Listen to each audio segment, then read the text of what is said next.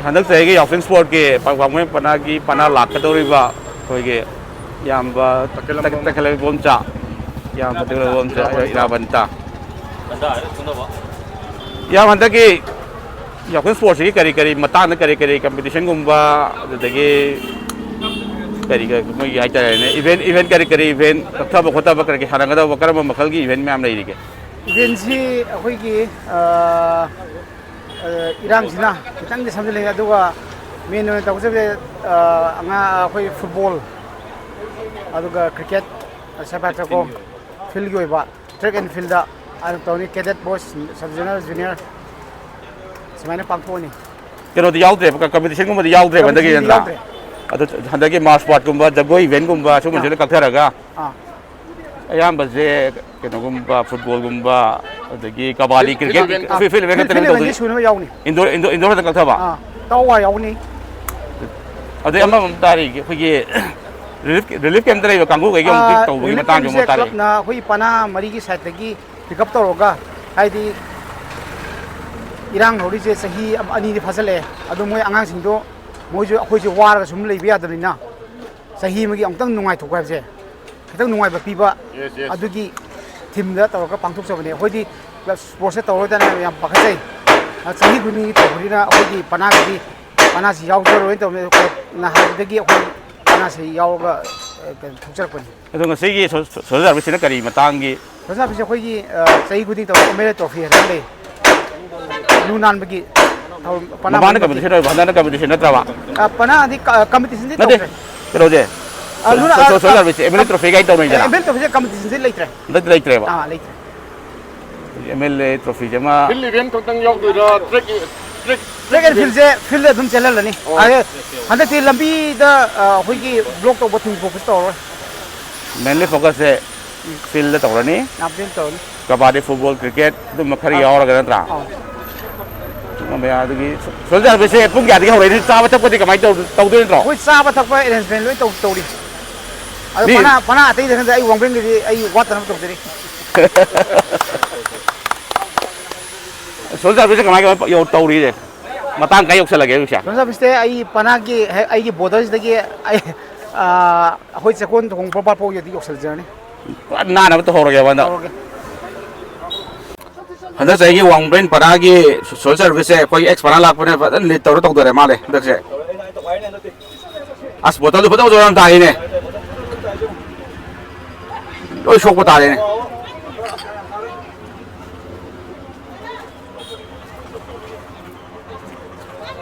BC जो खरा रोई चढ़ा गया बजाला उतरे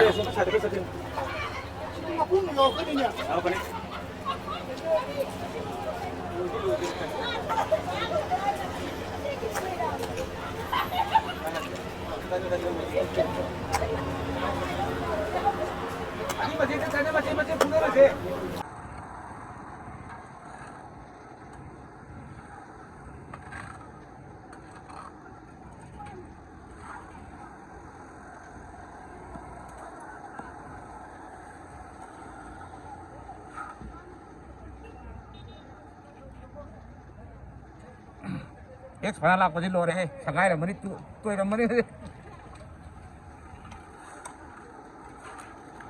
वांगब्रेन पना की वॉलंटियर सिंह ने तो इनमें आ दिया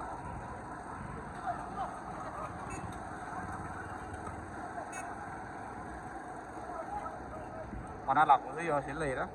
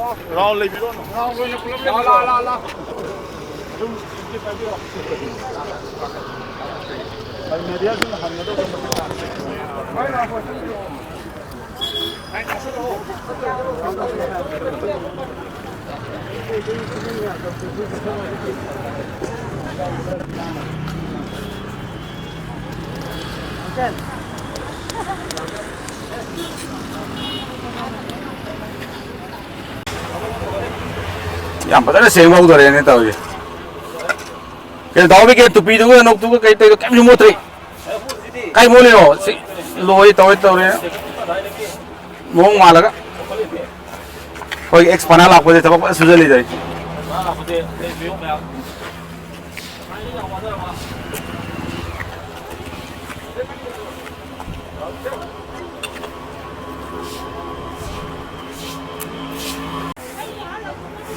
ꯁꯤ ꯅꯨꯄꯤ ꯃꯌꯥꯝꯒꯤ ꯇꯧꯔꯤ ꯀꯟꯅ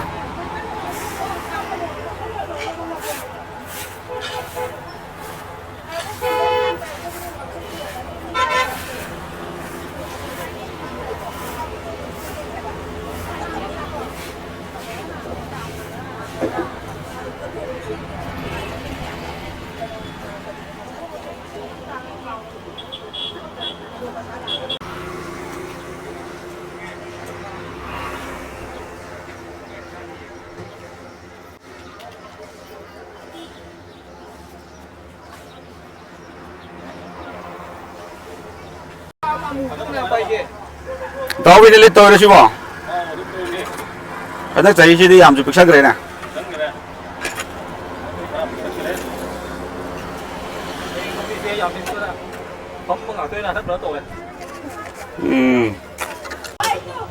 sina nupi lupki yam tang na thogo party ni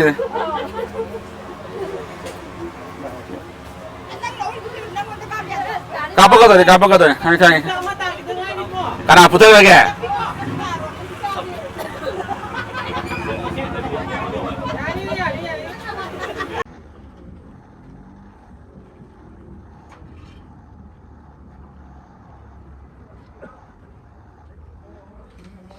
si hundo ko kai lam hundo ke si bo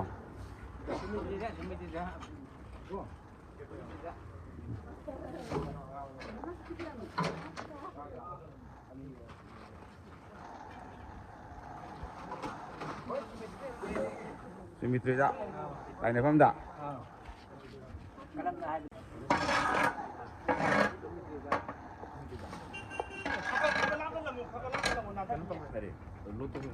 Pasar ke umum lagi sih. Train se kale oi full laga toram.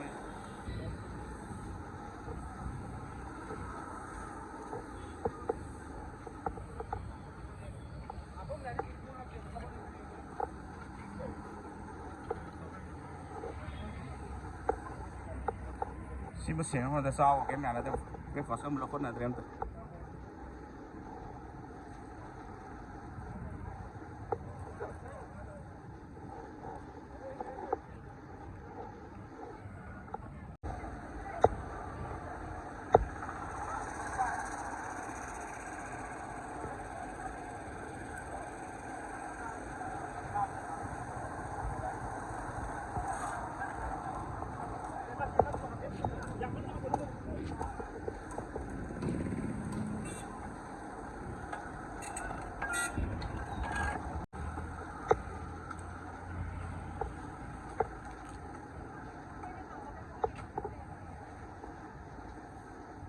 Train dengan song ko đấy.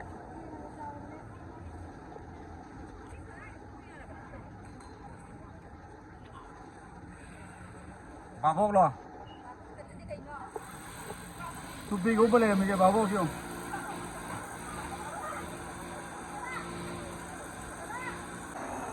Yang mau deh, mana nak चल रहे?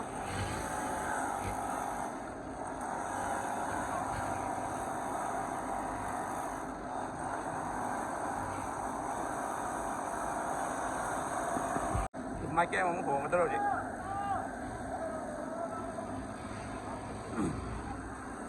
Madang pernah lakukan itu dong? Aku tuh lah, ada cookie na ya, bilang cookie, kau kami sok dah itu. Oke. Kami khas cookie na kapre. An Đó bây giờ cái tàu này hăng cái à? Cái bằng thuê mà thôi. Garden xem rồi đó.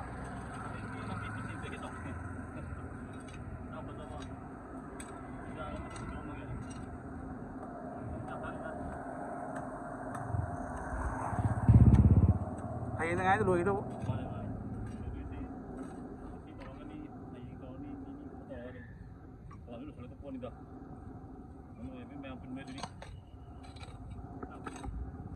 Thôi nụ bị cái ma gì thòng lá gì chứ, nãy bị tàu rồi chứ.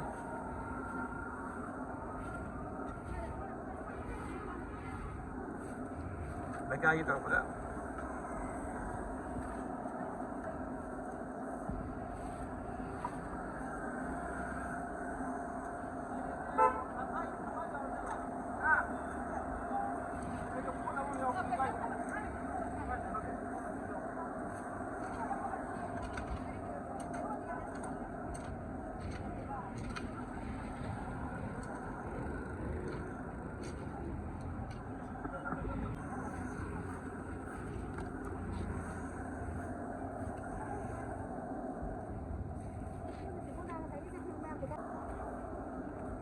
Vòng phép phản ai mai chi hình tàu đi.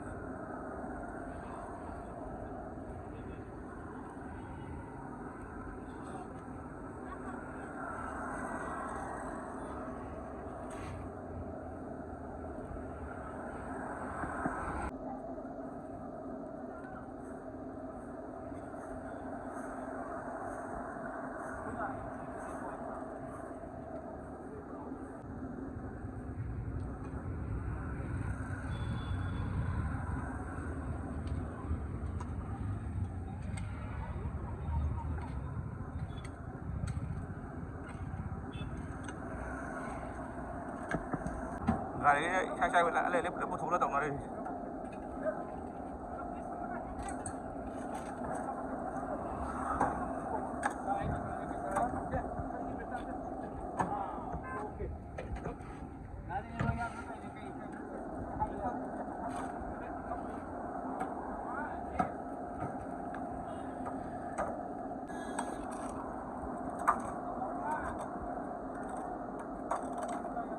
Lily suy ao mà đấy.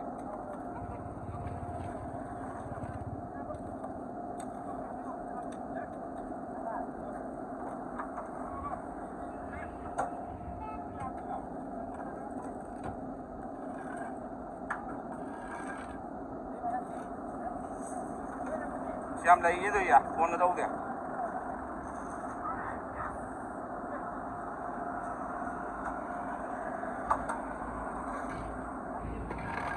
Uang berapa ada langgar lor ke sini ni? Uang berapa ada langgar lor ke sini pak? Rugi hari apa ya?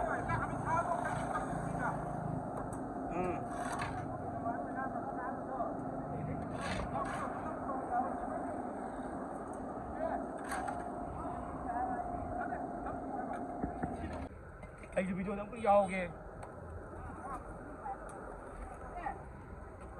Kuyaw ke, nang video kuyaw ke.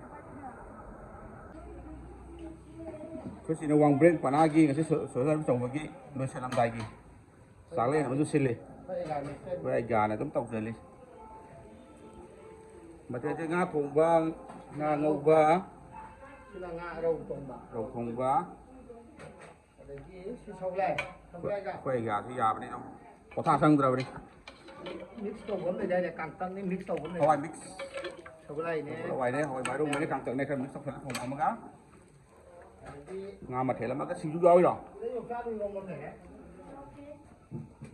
chúng ta lúa iron mà gá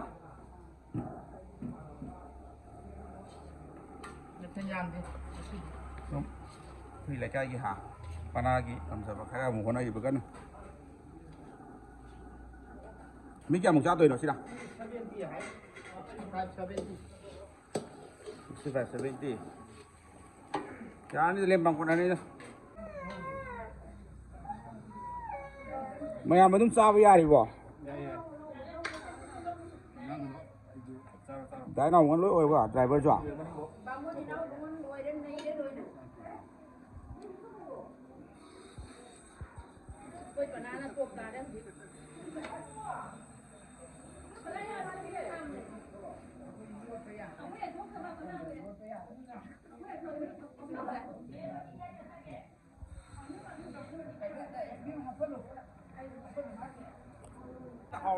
ꯑꯩꯈꯣꯏ ꯄꯅꯥꯒꯤ in-charge ꯑꯗꯨꯝ ꯆꯥꯕ ꯑꯗꯨꯝ ꯌꯥꯕ꯭ꯔꯥ ꯍꯥꯎꯕ꯭ꯔꯣ